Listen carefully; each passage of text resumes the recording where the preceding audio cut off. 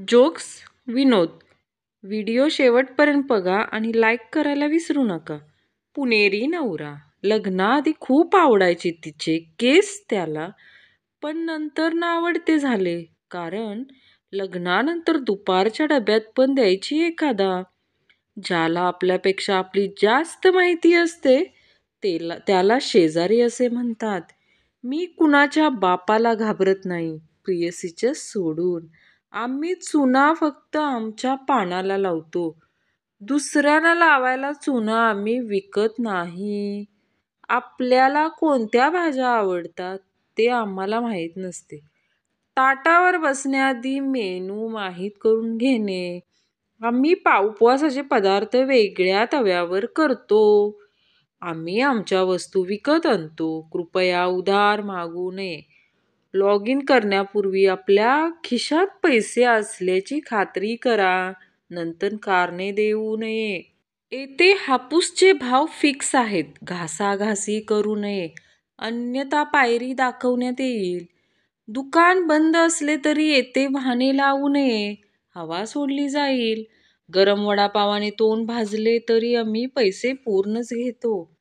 बाहेरील लोकांनी लिफ्ट वापरू नये, अडकल्यास सोसायटी जबाबदार नाही.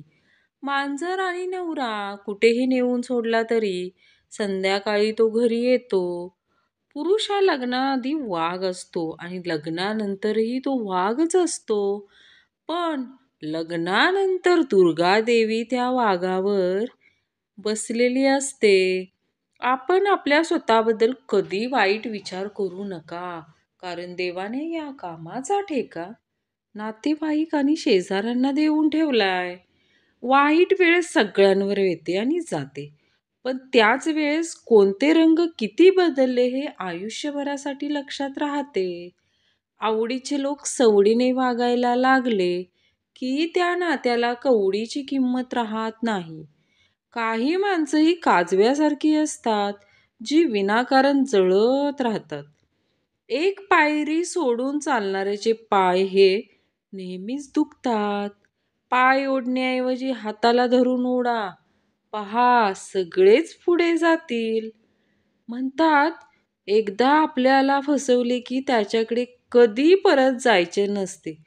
पण काय करणार? सासूरवाडीला जावेच लागते.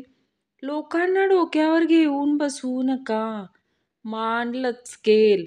जो एकटे जगायला शिकला तो जीवनामध्ये जिंकला. कारण डाळ भात लोणचे आणि कोण नाही कोणाचे. बघणारा असेल कोणीतरी, दाढी करण्यात अर्थ आहे. जर कोणीच बघणारं नसेल तर आंघोळ सुद्धा व्यर्थ आहे. स्त्रियांना त्याचे वय विचारू नये, पुरुषाला त्याचा पगार आणि विद्यार्थ्याला त्याचे मार्क्स, कारण त्याचा खूप त्रास होतो. ज्या दिवशी विचार करतो की आयुष्यात खूप काहीतरी मोठं करायचंय, नेमकं त्या दिवशी घरातले दळण आणायला पाठवतात. पाऊस कमी होण्याचे कारण आहे इंग्लिश मीडियम स्कूलची वाढती संख्या.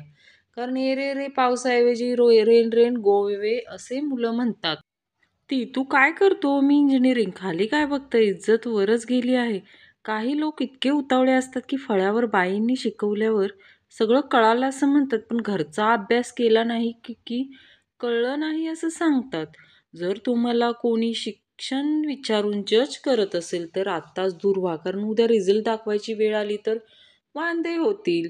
केळीपासून अननस कसं बनवता येईल? अशक्य. अशक्य काही नसतं. बनानामधून बी काढून टाकायचं. रिकामं बसल्यावर असंच सुचतंय बघा.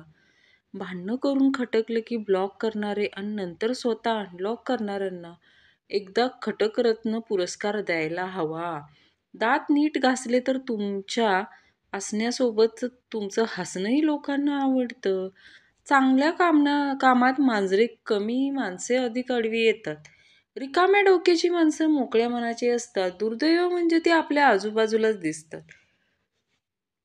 लोक बोटाचं दाखवतात म्हणून नाराज नका होऊ. जे आपल्याला घाबरतात तेच दुरून बोट दाखवतात. मी मोजक्याच लोकांसोबत असतो, कारण 100 श्वानांपेक्षा 5 सिंहांसोबत राहणं कधीही उत्तम. नातेवाईकांच्या टीकाने अपयशाने खचू नका. लोखंडाने सोन्याचे तुकडे केले म्हणून किंमत कमी होत नाही. टोमणे मारणे ही कला आहे, पण मारलेला टोमणा समजून न समजल्यासारखं वागणं ही त्याहूनही मोठी कला आहे.